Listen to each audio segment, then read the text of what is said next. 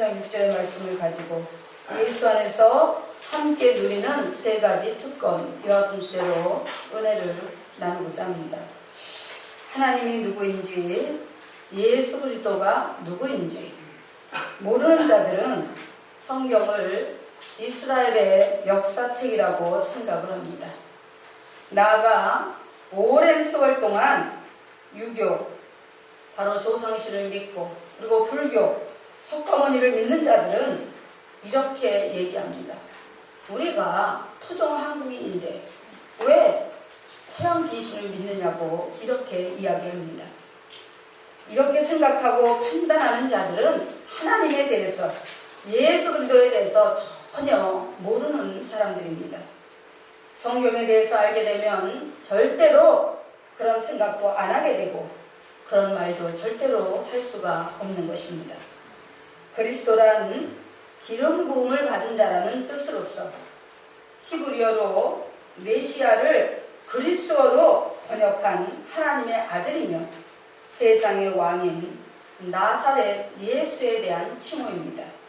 또한 예수란 마태복음 1장 23절의 말씀처럼, 바로 21절의 말씀처럼 저희 백성을 저희 죄에서 구원할 자라는 뜻으로서 바로 예수라고 하는데, 다시 말씀드려서 예수 그리스도란 자기의 죄를 회개하고 그리고 자복하며 용서받기를 원하고 예수님께 나오는 자들의 죄를 용서하여서 영원한 생명의 길, 구원의 길로 인도하시는 바로 구원자 하나님이라는 것입니다. 그런 예수 그리스도를 믿을 때에 믿는 자들이 받게 되는 참으로 놀라운 축복이 있는데, 과연 그것이 무엇일까요? 오늘 이 시간에 우리 다 함께 말씀을 통해서 알아보면서 바로 그 특권을 놓치지 말고 꼭 부여잡고 바로 예수 그리스도 안에서 여러분의 삶의 자리에서 적용하고 응용하며 그 놀라운 축복을 누리게 되시기를 주님의 이름으로 축원합니다. 첫째로 바로 예수 그리스도 안에서 함께 후사가 되는 것이라고 말씀을 합니다. 에베소서 3장 6절에 보니까 이렇게 말씀합니다. 이는 이방인들이 복음으로 말미암아 그리스도 예수 안에서 함께 후사가 되고, 후사란 대를 잇는 그런 자녀를 말하는 것인데, 그리스도 예수 안에서 함께 후사가 된다는 것은 바로 예수 믿고 구원받은 성도들이 하나님의 독생자이신 예수 그리스도와 함께 하나님 안에서 바로 하늘나라를 우리가 유업으로 물려받을 상속자가 된다는 것입니다. 할렐루야. 아멘. 요즘 시대에 보면은 자녀이면 장자나 처자나 아니면 딸이라도 그에 상당한 그 부모의 유업을 금액으로 환산해서 물려받게 되지만, 그러나 하나님 아버지의 유업은 그렇지 않습니다. 믿음의 조상이요 복의 근원으로 하나님께 인정받고 바로 축복받은 아브라함에게는 두 아들이 있었습니다. 세상적인 기준의 장자는 분명 애굽 여자인 하갈에서 나온 이스마엘이지만, 그러나 처자는 사라에게서 낳은 약속의 자녀라는 바로 이삭입니다. 그러나 하나님께서는 하갈이 낳은 그 이스마엘을 바로 제사 기준의 장자였음에도 불구하고 그를 갖다가 장자로 인정하지 않으셨습니다. 왜냐하면 세상적으로 살아가고 세상적으로 얻은 자녀이기 때문에 하나님의 유업을 물려받을 자격이 안 되기 때문에 그를 바로 하나님 앞에 장자로 인정하지 않으셨던 것입니다. 그런데 바로 사라에게서 낳은 아들 이삭을 장자로 인정을 하셨습니다. 하갈이 낳은 아들은 육체를 따라 낳은 그런 세상적 아들이고, 사라가 낳은 아들은 하나님의 약속을 받고 믿음으로 낳은 아들이기 때문입니다. 이는 한 부모의 자녀이라 할지라도 예수 믿고 안 믿고에 따라서 바로 어떤 자녀는 천국을 유업으로 물려받기도 하고 또 어떤 자녀는 지옥으로 유업을 영원히 물려받기도 한다는 사실입니다. 그러므로 천국, 바로 그 천국에는 평강과 희락만이 존재하는 아름다운 바로 생명의 나라이고, 그 천국을 유업으로 물려받기 위해서는 우리가 반드시 예수 그리스도를 구주로 영접하고, 그리고 그 믿음 안에서 살다가 우리의 인생이 끝나는 날, 아니면 주님이 오시는 그날에 바로 그 천국을 유업으로 물려받게 되는 것을 바라고 있는 것입니다. 할렐루야. 믿으십니까? 이 땅에서는 부모, 자녀, 형제, 자매로서의 인연을 맺고 그 관계 안에서 서로 정을 나누며 살아가지만, 그 중에 예수 그리스도를 믿는 형제나 자매만이 바로 천국 유업을 받게 되는데, 이 땅에서의 인연이 끝나고 육신의 마지막에 오는 그날에는 각자 세상에 살면서 쌓은 업대로, 그 소망대로 갈라지게 되는 것입니다. 여러분들 분명히 기억하시기 바랍니다.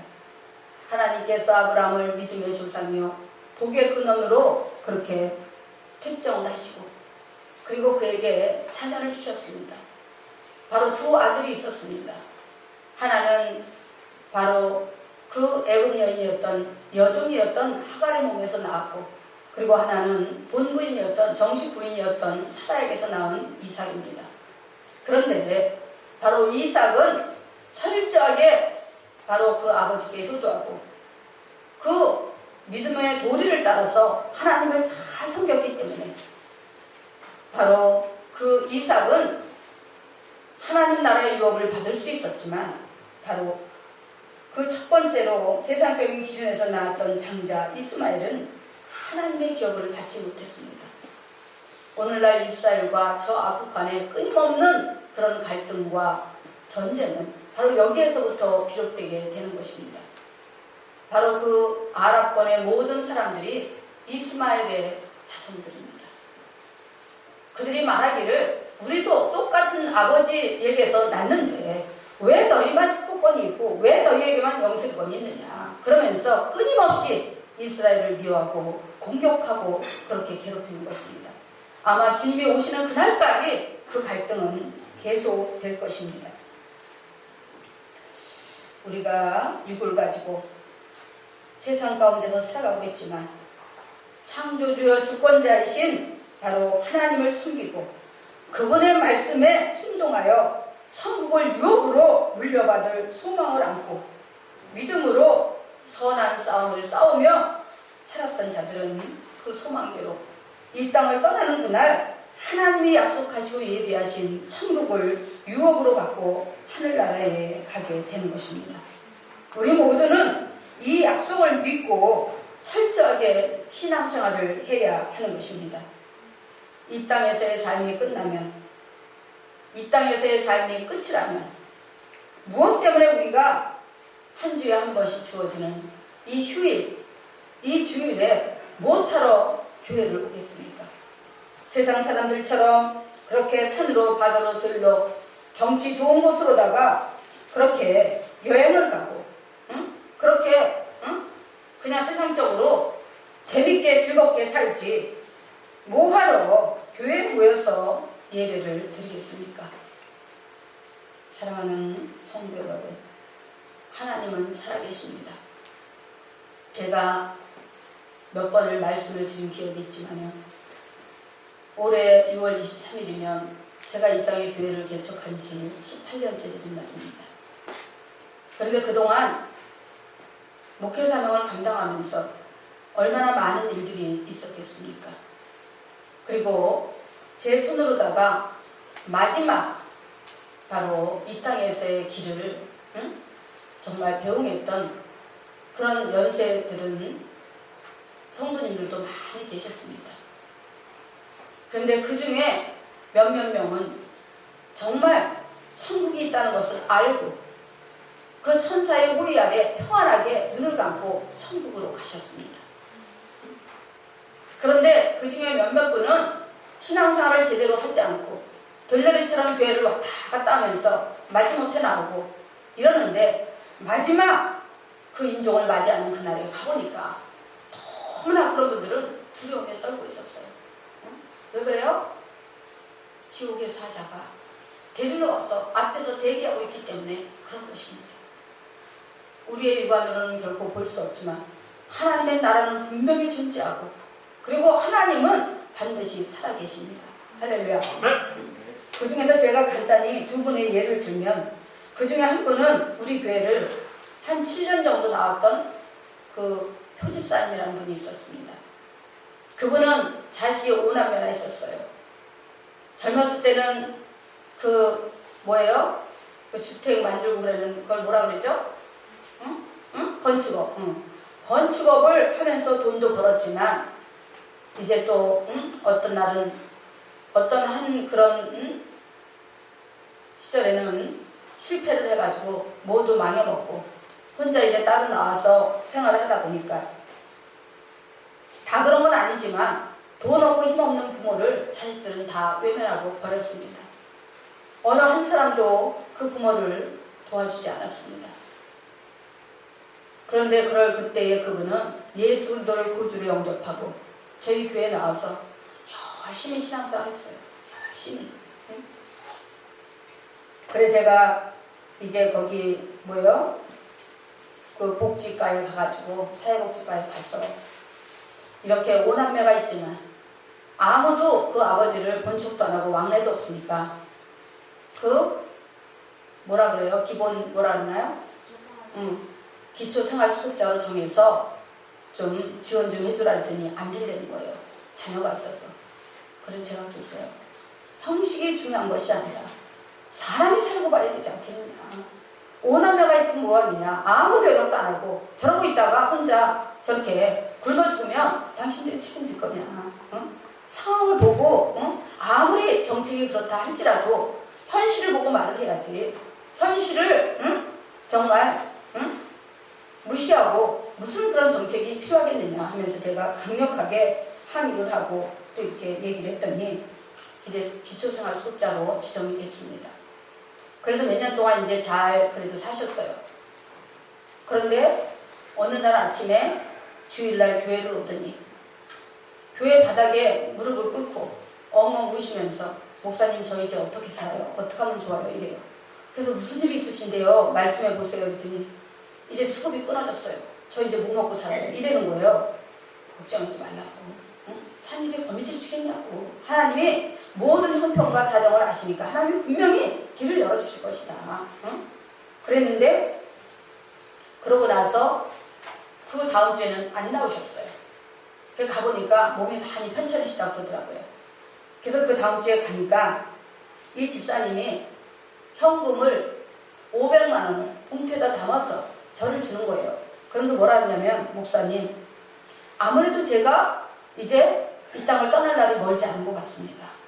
우리 자식들도 다 연락도 안 되고 또 여기 이렇게 그 뭐 하는 분이에요? 그 날마다 이렇게 이제 하루 잠깐 왔다 가는 무슨 사요? 요양보호사. 요양보호사가 왔다 가는데 나는 그 사람도 믿을 수가 없고 내가 믿을 수 있는 것은 오직 목사님 뿐입니다. 그러니까 목사님이 이 돈을 맡아주셨다가 제가 죽으면 장례 비용으로 써주십시오 하면서 저에게 500만 원을 맡기더라고요. 그리고 나서 이제 병원에 입원했는데 그 성남에 있을 때 성남 그 중앙병원에 제가 날마다 면회를 갔어요. 왜냐하면 그에게는 아무도 없었으니까. 그리고 나서 이제 한 3주 정도 그렇게 날마다 가다시피 했는데 4주 정도 되는 날 저는 이제 거기 있을 거라고 생각을 했는데 그 자녀들한테 연락이 왔어요. 저 신갈에 있는 요양병원으로 옮겼다고. 그래가지고 이제 딱 4주가 되는 주일날 예배를 드리는데 성령님이 저에게 그러시는 거예요. 예, 빨리 가봐라. 그 사람 이제 갈 날이 시간이 별로 없다. 오늘 가서 만나라. 그리고 기도해 주라는 거예요. 그래서 제가 내가 잘못 들었나? 손님 왜 저한테 이런 말씀하시지? 잘못 들었나? 뭐 그분이 그렇게 그냥 죽을병을 걸렸나? 이랬는데 성령님의 그 사인을 제가 외면할 수 없어서 예배가 끝나고 우리 성도들과 봉고차를 타고 그 신갈에 있는 요양병원을 찾아갔습니다. 물론 돈도 500만 원 가지고 갔어요. 그랬는데 보니까 양 손가락을 다 침대에다 묶어놨더라고요. 그래서 제가 거기 담당자를 불러서 얘기했죠. 여기가 정신병원도 아닌데 멀쩡한 사람을 왜 결박을 해놨느냐. 이거 당장 풀으라고 했더니 푸르더라고요. 그리고 보니까 거기에 큰아들이 와 있었어요. 그래서 제가 그 집사님을 그랬어요. 집사님, 하나님이 그러시는데 집사님이 이제 하나님 앞에 갈 시간이 얼마 안 남았다고 그러는데, 그래서 저보러 가보라 해서 왔는데, 집사님 마음의 준비 되셨습니까? 천국 갈 준비 되셨습니까? 이 땅을 마무리할 그런 정리가 되셨습니까? 하고 물으니까 됐다는 거예요. 응? 됐습니다. 불안하지 않으세요? 그러니까 아니요, 하나도 안 불안해요. 응? 그래서 제가 그랬죠. 응? 우리 집사님이 저한테 맡겨준 500만 원은 큰아들을 주겠습니다. 왜냐면 그 사람이 직업 없이 떠돌아다니더라고요. 그래서 그 사람을 줄 테니까 여기 장례비는 자녀들한테 다 연락해서, 큰아들이 왔으니까 다 연락이 돼서 그 나머지 자녀들도 올 것이니까 서로 돈을 이렇게 모아서 장례비용을 치르고 이것은 큰아들에게 주어서 뭔가 다시 일어설 수 있는 집안에 그런 돈이 될 수 있도록 내가 큰아들을 주겠습니다. 했더니 목사님 감사합니다. 그렇게 해주세요. 그러더라고요. 그래서 이제 그 사람을 불러서 아들을 불러가지고 제가 이제 그거 줬다는 영수증을 받고 그리고 이제 줬습니다. 그리고 그 집사님을 간절히 기도를 해드렸어요. 그리고 집사님 보고 그랬어요. 집사님, 우리도 이제 앞서가니 뒤서가니 하면서 곧 뒤따라 갈 것입니다. 천국에서 만나요. 그랬더니 네 목사님, 제가 천국에서 기다리겠습니다. 저 하나도 불안하지 않아요. 그랬는데 그날 밤에 그리고 왔어요. 왔는데 새벽 2시 좀 안 돼서 아들한테 저한테 전화가 왔더라고요. 아버지가 소천하셨습니다. 할렐루야. 하나님이 왜 그 수급자 명단을 끊었을까요? 왜 수급비를 끊었을까요? 그 돈이 필요 없기 때문에. 할렐루야. 믿으십니까? 응? 그 돈이 필요 없기 때문에 하나님은 그렇게 하신 거예요. 응? 그 사람이 더 오래 계속 살 거라면 절대 그런 일이 일어나지 않는데 그 돈이 필요 없으니까 하나님이 그렇게 하신 것입니다. 저는 그걸 보면서 아, 하나님 살아계시구나. 하나님 살아계시구나. 응? 우리가 육안으로 분별하지 못해서 그렇지. 이렇게 우리가 교회를 오고 신앙생활하면서 여러분들 많은 갈등을 겪을 거예요. 내가 꼭 이 교회를 다녀야 되나? 응? 나 믿음도 없는데, 나 주일날 얼마나 바쁜데, 이런저런 스케줄 뛰고 약속도 있고 그런데 내가 꼭 교회를 가야 되나? 응? 한번 빠지면 안 되나? 천만에요. 하나님 살아계십니다.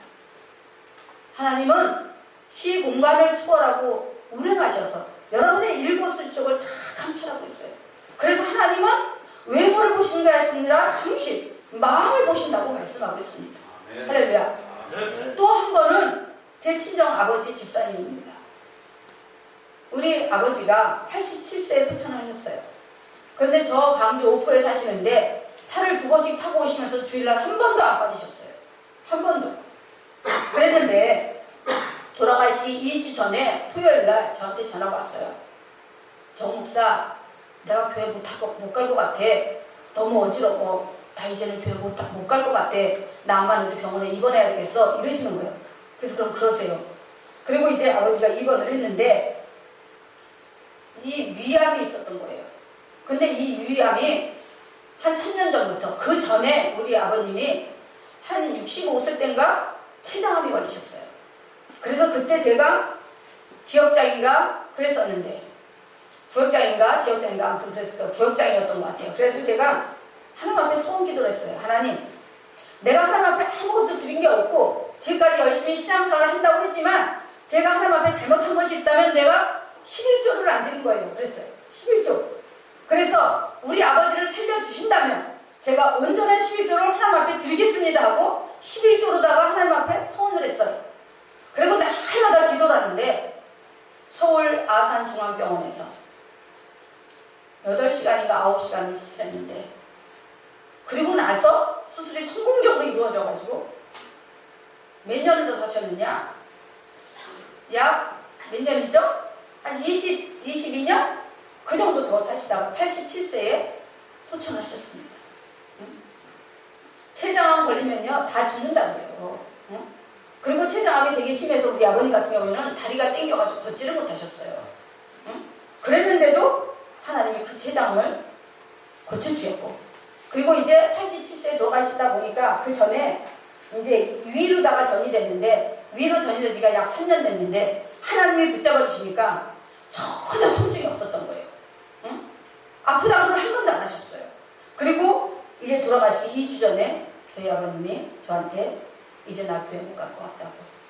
그래서 이제 병원에 2주 동안 입원을 했었는데 우리 아들, 며느리, 뭐 딸, 손주들까지 돌아가면서 2주 동안 병간호를 했습니다. 물론 2주 있다가 돌아가신다 이렇게 확정된 건 아니었지만 우리가 이제 어머니도 돌아가시고 아버님만큼은 우리가 마지막 임종을 끝까지 지키자 해가지고 돌아가면서 단번째에서 그렇게 이제 아버지를 간호를 했습니다. 그리고 이제 어느 한 날이 됐어요. 2주째 되는 날이 됐는데 제 아버지가 그 의사가 그러더라고요. 오늘 밤을 못 넘길 것 같습니다. 자녀분들 마음의 준비를 하는 게 좋겠습니다. 이러면서 한 4인실인가 5인실에 있었는데 그 뒤로 1인실로 옮겼어요. 이제 옮겨가지고 이런저런 얘기를 다 하는데 아버지가 그래요. 제가 아버지 돌아가시기 전까지 제가 두 손을 아버지 손을 꼭 잡고 옆에 앉아 있었어요. 물론 우리 자녀들 다 옆에 있었지만 왜냐하면 우리 아버지가 혹시 불안해할까봐 제가 손을 꼭 잡고 있는데 돌아가시기 약 2분 전까지 TV에서 그 아나운서가 보험을 광고라니까 저 아나운서 누구야? 저거 보험 광고인 거야? 이러면서 막 말씀을 하시는 거예요. 그러더니 뭐라 하시냐면 이 손 좀 놔줘. 나 가야 돼. 응? 이 손 붙잡고 있으면 못 가. 그러니까 이것 좀 놔줘. 왜? 그러니까 사람들이 그 요단강을 건넌다는 거예요. 요단강을 배를 띄우고 건너는데 천국에 들어가기 위해서 요단강을 건너는데 거기 사람들이 다 배에 타고 지금 기다리고 있다는 거예요. 그래서 시간이 늦으면 나는 못 타고 떨어지니까 빨리 내 손 좀 놔달라고. 그래서 저는요 아버지가 돌아가실 때가 되니까 정신이 이상해서 혼란이 왔나 그랬어요. 근데 정신이 발전하고 하신 말씀 다 하고 그때까지 이제 사남매가 다 모였는데 우리 청주에서 이제 목회하시는 우리 남동생 목사님이 그때 올라오는 중이라 얼굴을 못 봤어요. 그러니까 막 그러시는 거예요. 나 빨리 가야 되는데 왜 안 오냐고. 짜증을 내시면서 나 빨리 보고 가야 되는데 왜 이렇게 늦냐고 막 이러시는 거예요. 그러더니 나중에 한 2분 정도 되니까 2분 전쯤 되는데 저더러 그래요. 이 손 좀 놔달라고. 나 가야 된다고. 이제 그만 손 놔주라. 그래서 제가 손을 놨어요. 그랬더니 조금 있다가 턱턱턱 소리가 나는 거예요. 입안에서. 왜 그러냐면 틀니를 하셨는데 들숨 날숨 마지막 그 숨을 내쉬고 들이실 때 이 이제 틀니가 딱 입에서 빼져나와가지고 바깥으로 나오더라고요. 어그러져가지고 이제 그러면서 들숨 날숨을 쉬시더니 바로 눈을 감으시고 가셨어요. 할렐루야. 응? 여러분 천국이 있고 지옥이 있는 거 솔직히 안 믿어지시죠? 분명히 있습니다. 분명히 있습니다. 옛날에 초창기 때는 우리 교회에 연세 드신 어르신들이 많이 계셨어요. 근데 그분을 7, 8명을 제가 마지막 임종을 다 지키고 다 장례식에 참석을 했습니다. 응? 그리고 또 한 분이 있어요. 또 한 분이 있는데 여자분이었는데 그분이 우리 김정환 집사님 어머님이세요. 응?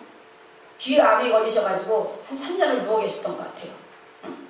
근데 그분이 어떻게 하나님을 알았느냐? 우리 교회에 나오는 어떤 약간 좀 모자라는 그런 여자 성도님이 있었어요. 응?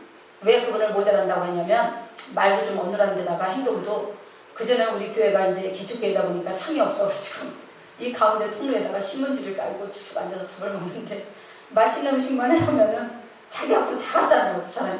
응? 그러니까 모자라는 거죠. 그죠? 응? 근데 그 사람이 하루는 그러는 거예요. 목사님, 그때는 이제 전도사였죠. 전사님, 제가 누가 한 사람 전도할 사람이 있는데 저하고 한번 같이 가면 안 돼요? 그래요? 그럼 한번 갑시다.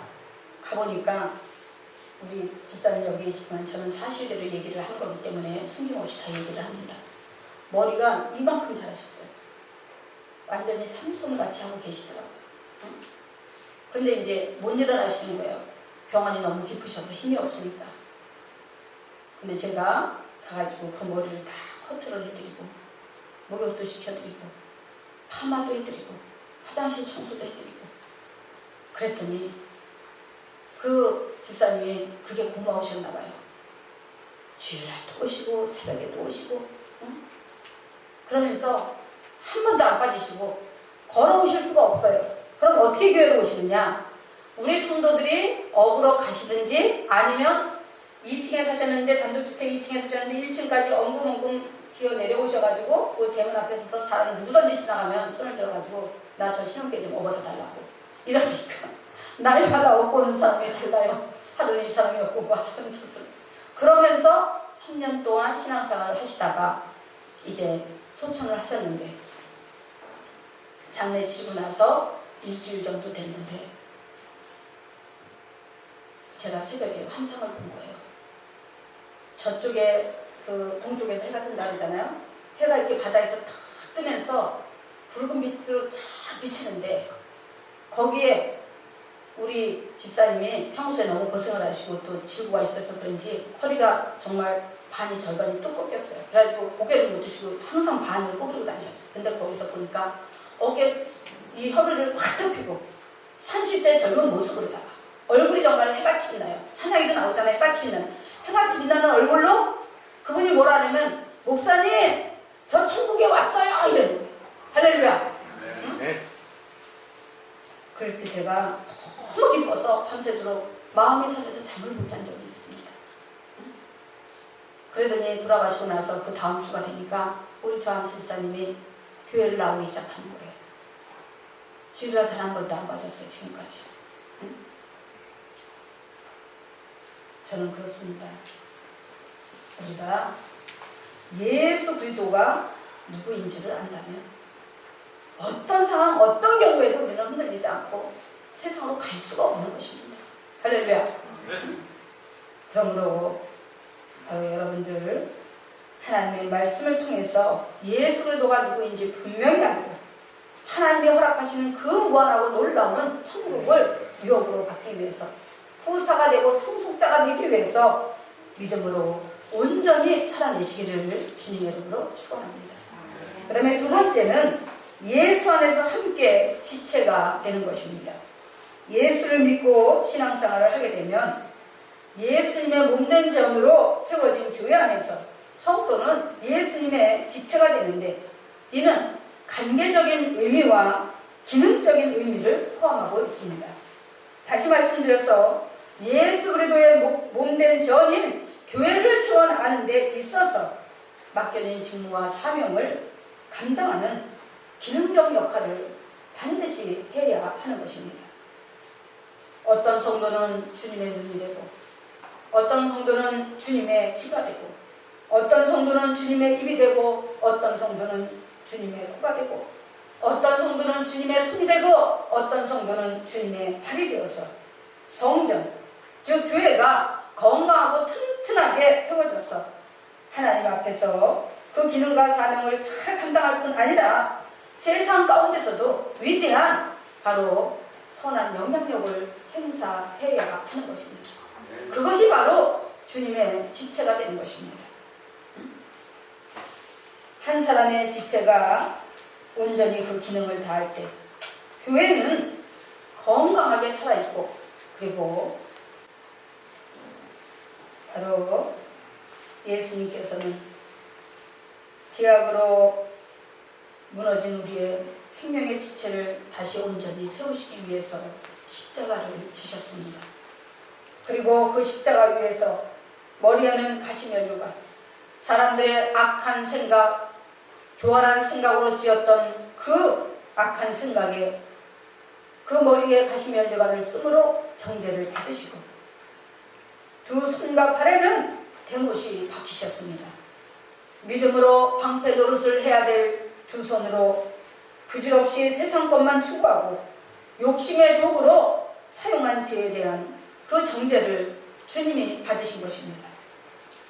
또한 창조주여 주권자이신 하나님을 온전히 섬기는 일에 앞장서고 선을 도모하는 일에 달려가야 할 그 발로 하나님을 떠나 세상 권세 잡은 사단 마귀에게 종노릇하느라고 바빴던 그 발에 죄를 대신 정죄받기 위해서 대못이 박히셨습니다. 옆구리에 찔리신 창으로 인해 물과 피를 다 쏟으시며 죄악의 피를 대신 흘리시고 그야말로 만신창이가 되어서 그 몸을 우리 죄를 대신하여 험으로 내셨습니다. 그렇게 처절한 수모와 고통 가운데서 바로 허무신 사망 권세를 이기시고 죽으신 지 사흘 만에 완벽하게 살아나셨습니다.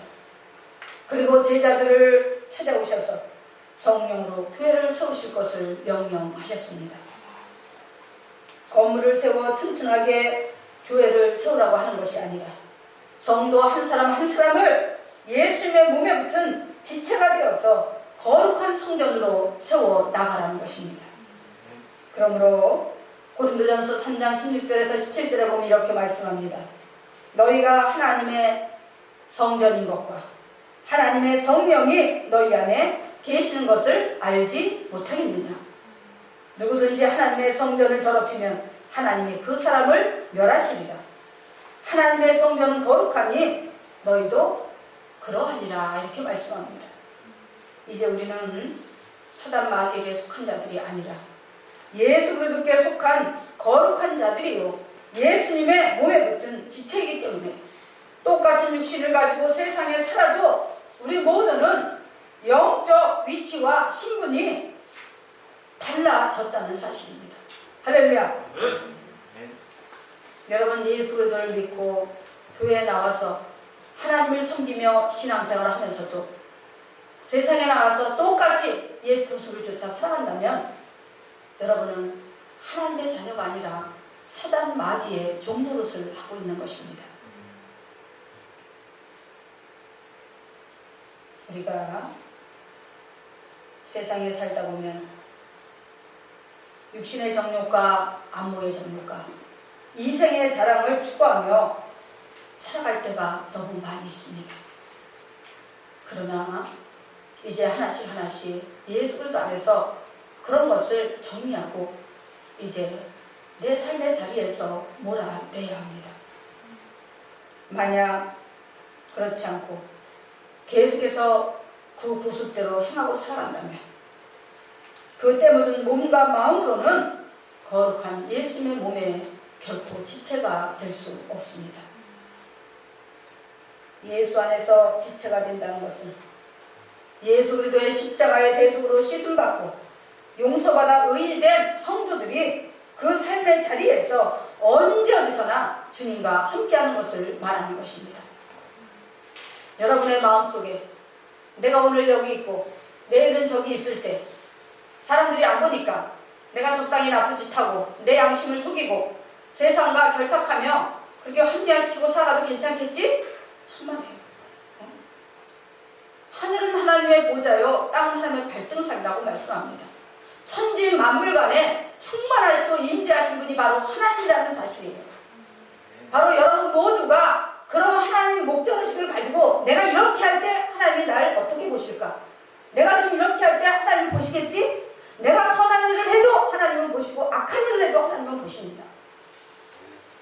그리고 그 선과 악의 모든 행위들이 하늘나라 하나님 좌편에 바로 생명록과 행위기록책에 낱낱이 기록되어 가고 있다는 사실을 기억하시기 바랍니다.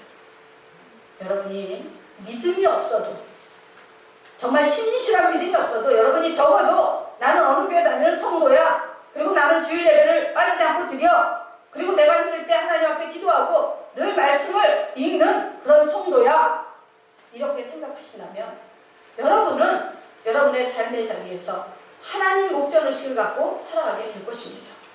그리고 하나님 앞이라고 생각한다면 여러분은 절대로 불의와 타협할 수가 없는 것입니다. 왜? 하나님이 보고 계시는데 보고 계시지 않다고 생각하면 내가 나쁜 짓도 하고 적당히 합리화시키는 것입니다. 그런 사람은 절대로 주님의 지체가 될 수 없는 것입니다. 왜? 하나님 분명히 말씀하셨어요. 레위기 19장에서도 내가 거룩하니 너희도 거룩할지어다. 사랑하는 성도 여러분, 믿음은 겉옷이 아닙니다. 여러분이 언제든지 거추장스럽고 입기 싫어서 아무 때나 언제든지 벗어버릴 수 있는 그런 겉의복이 아니라는 사실입니다. 바로 우리 눈에 보이지 않지만 주님은 우리의 머리가 되시고 몸이 되시며 우리는 그분의 몸에 붙어있는 각 지체라는 사실입니다. 여러분이 만약 여러분의 5장 6법 제사지 중에서 어느 한 곳이 없다면 여러분은 지체 하나를 잃어버린 것입니다. 그렇죠? 그러면 과연 온전히 설 수 있을까요? 그렇지 못할 것입니다. 마찬가지로 교회는 성도 한 사람 한 사람이 온전한 질병 문명 같은 지체가 될 때 교회는 건강하고 그리고 신실하게 축복과 사랑이 넘치는 그런 교회로 성장하게 될 것입니다. 그 다음에 끝으로 세 번째, 예수 안에서 함께 약속에 참여하는 자가 되는 것입니다. 하나님 나라를 유업으로 받을 상속자, 또 예수님의 몸에 붙은 지체, 또 하나님께 약속받는 것, 이 세 가지가 우리가 예수 그리스도를 믿음으로 주 안에서 받게 되는 특별한 약속이요, 특권이요, 축복인 것입니다. 할렐루야. 처음에 하나님께서는 약속을 주신 대상이 이스라엘 민족이었습니다. 그들에게 나는 너희 하나님이 되고 너희는 나의 백성이 되리라고 약속을 하셨습니다. 그러나 그들은 하나님의 약속을 믿지 못하고 불신하고 배신했습니다. 그럼에도 불구하고 하나님께서는 정말 하늘보다 더 높은 사랑으로, 바다보다 더 깊고 넓은 사랑으로 그들을 끌어안으시고 영원히 함께 하시기를 원하셨습니다. 그러나 그들의 포악과 강팍함은 하나님을 진노케 만들고 더 이상 봐줄 수 없었던 하나님께서는 바로 이스라엘을 남각으로 갈라놓으시고, 그리고 그래도 그들이 깨닫지 못하자 BC 586년에 남유다를 바벨론 느부갓네살에게 완전히 멸망시켜버리고, 그리고 BC 722년에 북이스라엘을 아수르 살마네ser에게 완전히 멸망시켜버렸습니다. 다시 돌아와 해파된 하나님의 성전을 재건하고 믿음으로 회복하고 하나님의 약속을 받기를 원했지만 한번 잃어버린 그들의 믿음은 좀처럼 회복하기 힘들었고, 그 후로도 이스라엘은 여러 나라의 지배를 받으면서 소망 없는 삶을 살아오다가 주님 오시는 신약시대에까지 로마의 지배 속에서 불행한 삶을 살았던 것입니다. 이렇게 세상 가운데서 인간의 역사는 바뀌어도 하나님의 계획은 변하지 않습니다. 그 변함없는 하나님의 계획은 바로 하나님을 믿고 하나님을 따르는 자들에게 구원을 주셔서 영생을 얻게 하시는 것입니다. 그러므로 신약시대로 접어들면서 하나님의 오랜 수건이었던 구원의 프로젝트는 예수 그리스도를 통해서 아주 신기하고 퍼펙트하게 시작되는 것을 볼 수가 있습니다. 그것이 무엇인가 하면 바로 동정녀 마리아를 통해서 성령으로 잉태하시고 하나님이신 예수님이 인간의 입을 입고 이 땅에 오시는 바로 성육화 되시는 사건, 인카네이션 사건입니다. 그리고 하나님께서는 예수 그리스도의 복음을 통해서, 즉 그리스도가 십자가에 달려서 돌아가심으로 죄인이 구원을 얻었다는 소식이요, 또한 그리스도가 부활하셔서 바로 그분이 죽지 않고 살아나심으로 우리에게는 육신의 죽음은 물론 있지만은 영생의 죽음은 결코 일어나지 않고 영생 복락을 누리게 되었다는 그 소식이 바로 복음입니다. 복음. 이보다 더 기쁘고 즐거운 소식이 어디 있겠습니까? 이보다 더 반가운 소식이 어디 있겠습니까? 그러므로 요한복음 3장 16절에 보면 이렇게 말씀합니다. 하나님이 세상을 이처럼 사랑하사 독생자를 주셨으니 이는 저를 믿는 자마다 멸망치 않고 영생을 얻게 하려 하십니다. 할렐루야. 로마서 3장 24절에서는 이렇게 말씀합니다. 그리스도 예수 안에 있는 구속으로 말미암아 하나님의 은혜로 값없이 의롭다 하심을 받은 자 되었느니라. 아멘. 하나님의 이 은혜를 생각하면서 여러분 모두 하나님의 약속의 가치가 얼마나 귀하고 감사한지 마음속 깊이 새기고 그 은혜에 합당한 삶을 살아내야 할 것입니다. 온 인류의 조상인 아담과 하와의 원죄는 참으로 용서받을 수 없는 죄였습니다. 그래서 에덴 동산을 창설하시고 그곳에 필요한 모든 것을 다 완벽하게 예비하시고 하나님은 온 인류의 조상인 아담과 하와를 만들어서 그곳에 거하게 하셨습니다. 그런데 그 에덴 동산 중앙에는 두 그루의 나무가 있었습니다. 하나는 생명나무요, 또 하나는 선악을 알게 하는 나무였습니다. 이 생명나무는 바로 영원한 영생을 가리키고, 선악을 알게 하는 나무는 하나님의 절대 주권을 가리키는 것입니다. 그 어느 것도 하나님의 허락 없이는 가까이 해서는 절대 안 되는 것입니다. 왜냐하면 영생과 절대 주권은 하나님의 영역이기 때문입니다. 그런데 하늘에서 쫓겨난 사단 마귀 루시퍼가 하와를 찾아와서 선악을 알게 하는 나무의 열매를 따먹으라고 끊임없이 유혹을 합니다. 저 선악을 알게 하는 나무의 과실을 먹는 날에는 너희가 하나님처럼 눈이 밝아져서 너희가 참 지혜롭게 될 거야. 응? 하나님같이 되고 싶지 않아? 응? 하나님같이 되고 싶지 않아? 그러니까 하와가 말합니다. 이 열매를 따먹는 날에는 하나님이 죽을까 하노라 했다고. 죽을까 하노라 했다고 했을까요? 죽는다고 그랬어요. 죽는다고. 반드시. 근데 사단 마귀가 유혹을 하니까 벌써 거기에 끌려 들어가서 어떻게 하는 거예요? 응? 적당히 합리화시키고 있는 것입니다. 끝내 사단 마귀의 유혹을 물리치지 못한 하와는 그 과일을 따먹고 자기 남편 아담에게도 주었습니다. 아담이 목에 넘어가기 무섭게 목에 이렇게 딱 넘어가려고 하는데 하나님의 음성이 들려옵니다. 아담아, 아담아, 내가 어디에 있느냐. 그러자 깜짝 놀라서 이거를 못 삼키고 여기 목에 걸려서, 여자들은 여기 목젖이 없는데 남자는 여기 통 나왔다고 해요. 할렐루야. 응? 어쨌든 그렇게 돼서 이제 선악과를 따먹자. 바로 하나님은 안 되겠구나. 응? 선악을 알게 하는 나무를 따먹었으니 저것들이 영원히 사는 생명나무의 열매도 따먹으면 죄인이 영원히 살면 어떻게 되겠어요? 망하는 거예요. 다 망하는 거예요. 하나님 나라도 망하고 다 망하는 거예요. 그러니까 하나님께서 안 되겠다. 그래서 그 생명나무 주변을 두루두루 도는 하원거, 다시 말해서 하나님의 말씀의 불칼을 갖다가 주어가지고 그 생명나무를 지키게 만드셨어요. 그리고 아담과 하와는 어떻게 했다? 세상으로 쫓아내버렸습니다.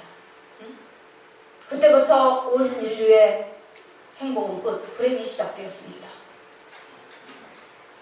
그러자 사단 마귀는 신이 나서 7렐레, 8렐레, 4방, 8방 다니면서 바로 사람들을 죽이고 병들게 만들고 실패하게 만들고 이러면서 세상의 주권을 부여잡은 것입니다. 그런데 바로 사망 권세 아래 놓인 인간을 살려내기 위해서는 딱 한 가지 방법밖에 없는 거예요. 우리가 어떤 상대에게 빚을 지면 그 돈을 갚으면 더 이상 내가 빚쟁이가 아닙니다. 그런데 영원한 생명만큼은 사람이 대신 갚을 수가 없어요. 왜? 사람은 아담과 하와의 죄의 원죄를 물려받고 이 세상에 태어났기 때문에 그 죄는 계속해서 전가되어져서 인류가 존재하는 한 그 죄를 끊어낼 수도 없고 없앨 수도 없는 것입니다.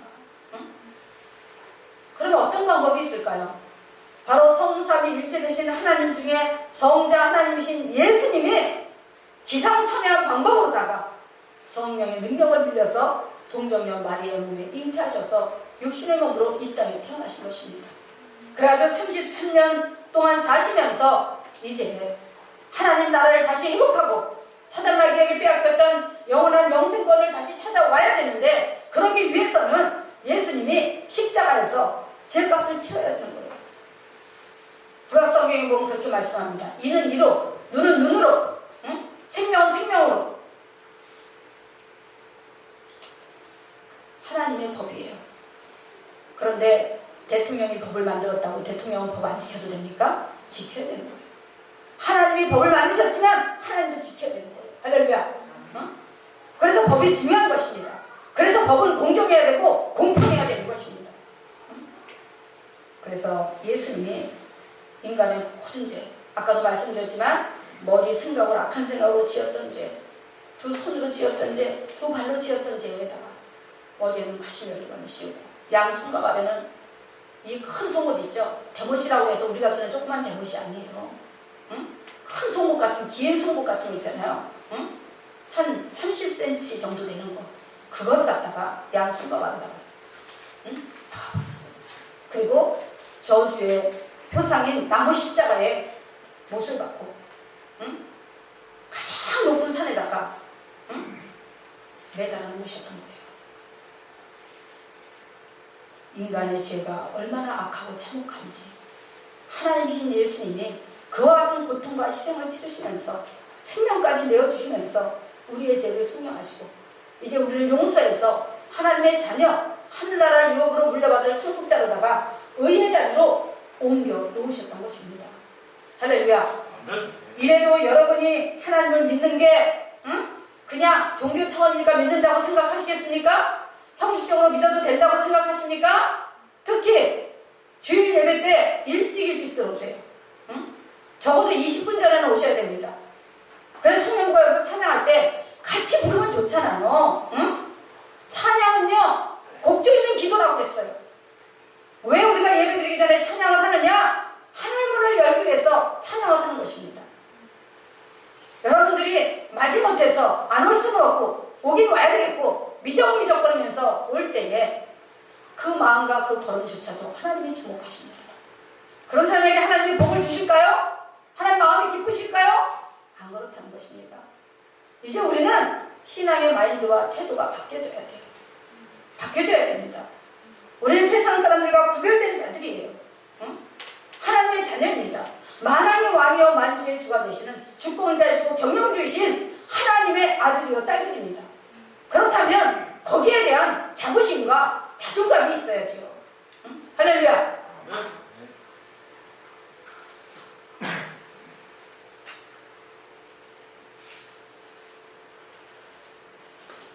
바로 예수님은 그렇게 죄 많은 인간들, 항상 불순하고 악할 만한 인간을 위해서 그래도 그들을 살려내시려고 하나님 자신이 인간이 되어 이 땅에 오셔서 십자가를 지셨습니다. 우리는 그 대속으로 죄 용서받아서 이제 사단 마귀의 자녀의 종이 아닌 거룩하신 하나님의 자녀, 하나님의 백성이 되었고 이제 천국을 소망하며 나아갈 수 있게 된 것입니다. 바로 이것이 복음입니다. 요한계시록 복된 소식. 이 소식을 여러분만 알고 있을 것이 아니라 주변에 전하셔야 돼요. 내 사랑하는 부모의 형제, 자녀, 그리고 이웃들, 친구들 이런 모든 자들에게 정말 여러분이 하나님 살아계신 것을 믿고 확신한다면 그분만이 우리를 구원의 길로, 영생의 길로 인도하실 수 있는 유일한 하나님이라는 사실을 믿는다면 여러분 입을 넓게 열어서 복음을 전하시기 바랍니다. 할렐루야. 당당하게 전하시기 바랍니다. 내가 복음을 전할 때 저 사람이 나를 어떻게 판단할까? 나를 공격하지 않을까? 망신 주지 않을까?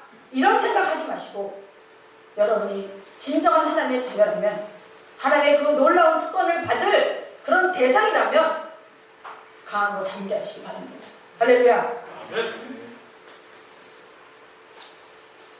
바로 여러분 모두가 어쩌든지 예수 안에서 함께 누리는 세 가지 특권, 하늘나라를 물려받을 상속자가 되시고 또 예수님의 몸에 붙은 지체가 되어서 죽도록 충성하고 헌신하시고 그 다음에 마지막 날 주님 앞에 설 때에 주님께 받은 그 약속과 함께 주님 나라에 들어갈 수 있는 그런 여러분이 되시기를 주님의 이름으로 축원합니다.